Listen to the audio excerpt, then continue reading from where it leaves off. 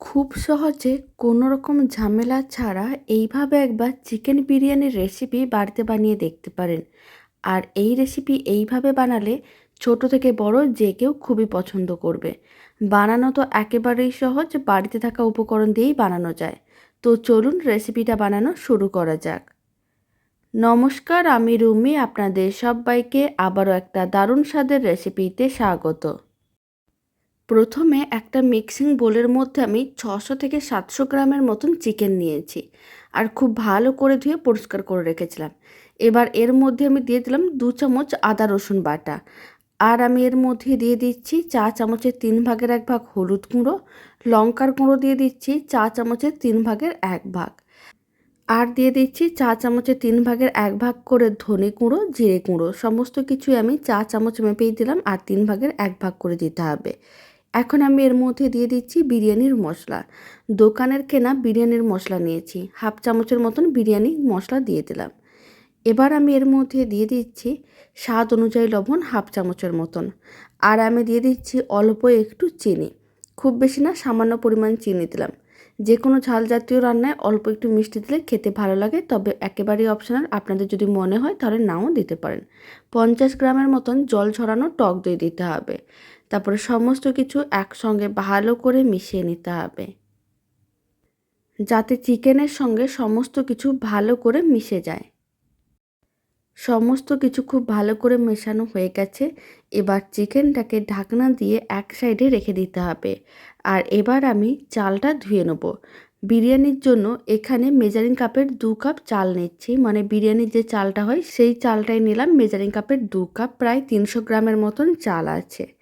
এবার জল দিয়ে 3-4 বার চালগুলোকে ধুয়ে নিতে হবে, যাতে চালের মধ্যে কোনো রকমের ময়লা না থাকে। তার জন্য এইভাবে কিছুটা করে জল দিতে হবে আর খুব ভালো করে ধুয়ে নিতে হবে। 3-4 বার জল দিয়ে চালগুলোকে ভালো করে ধুয়ে নিয়েছিলাম। এবার চালগুলোকে এক সাইডে রেখে দিচ্ছি।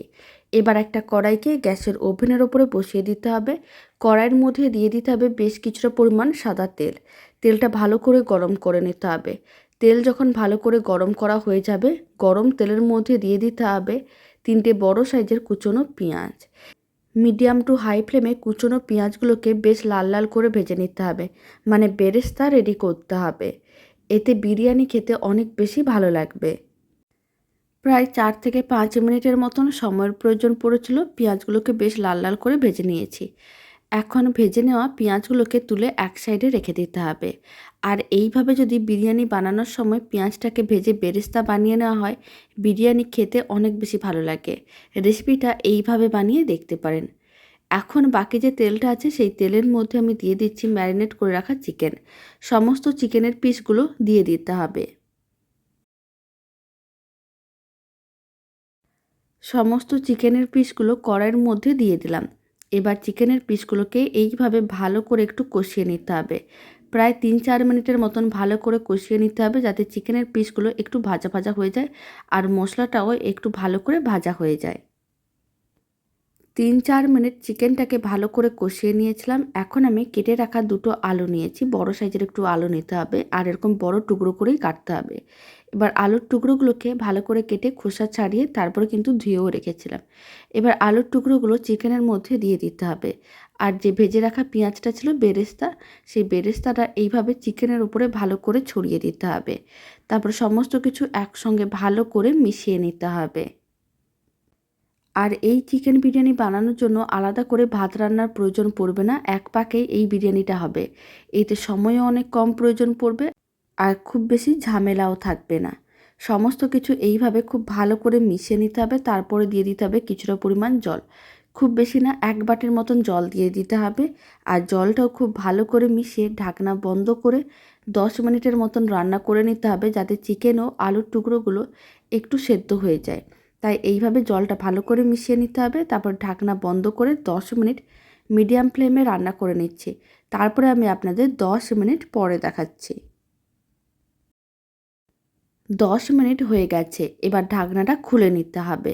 চিকেন ও আলুর টুকরোগুলো কিন্তু অনেকটাই সেদ্ধ হয়ে গেছে। এইভাবে যদি একটু রান্না করে নেওয়া যায় তাহলে কিন্তু চিকেন ও আলুগুলো সেদ্ধ হয়ে যাবে আর খুব সহজে কিন্তু রেডি হয়ে যাবে।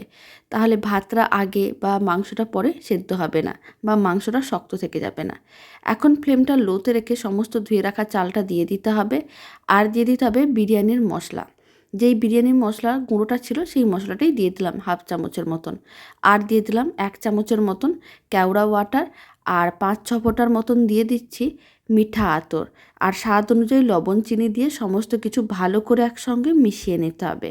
খুব ভালো করে মিশিয়ে নেওয়ার পরে দিয়ে দিতে হবে বেশ কিছুটা পরিমাণ জল, যাতে সমস্ত কিছু জলের মধ্যে ডুবে যায় ঠিক ততটাই জল দিতে হবে। খুব বেশিও না আবার খুব কমও না। এইভাবে পরিমাণ করে জলটা দিতে হবে যাতে সমস্ত কিছু ডুবে যায়। তাহলে কিন্তু পারফেক্টভাবে রান্নাটা হবে। নাহলে কিন্তু জল বেশি হয়ে গেলে চাল অনেকটাই বেশি সেদ্ধ হয়ে যাবে, আবার কম হলে দানা দানা থেকে যাবে। তাই এইভাবে যাতে ডুবে যায় সেরকম করেই জলটা দিতে হবে। ফ্লেমটা মিডিয়ামেই রেখে প্রায় 15 মিনিট ঢাকনা বন্ধ করে রান্না করে নিতে হবে। 15 মিনিট মিডিয়াম টু লো ফ্লেমে রান্না করে নিয়েছিলাম। এবার ঢাকনাটা খুলে নিলাম। আপনারা দেখুন সমস্ত কিছু ভালো করে সেদ্ধ হয়ে গেছে আর চালটাও খুব সুন্দরভাবেই সেদ্ধ হয়েছে। অল্প একটু কুচনো ধনেপাতা ছড়িয়ে দিলাম, এতে দেখতে ভালো লাগবে। এটা একেবারেই অপশনাল, আপনারা চাইলে দিতেও পারেন, নাও দিতে পারেন। আর আমি কিছুটা পরিমাণ ঘি দিচ্ছি। ঘির পরিমাণ কম বা বেশি করতে পারেন। বিরিয়ানিতে অল্প একটু ঘি দিলে খেতে বেশ ভালো লাগে। তাই আমি এখানে কিছুটা পরিমাণ ঘি দিয়ে ভালো করে ঘিটা মিশিয়ে নেব। আর এই দারুণ স্বাদের এক পাকে চিকেন বিরিয়ানির রেসিপি কেমন লাগলো কমেন্ট বক্সে জানাতে একেবারেই ভুলবেন না। আর রেসিপিটা শেষ পর্যন্ত দেখার জন্য আপনাদের অসংখ্য ধন্যবাদ।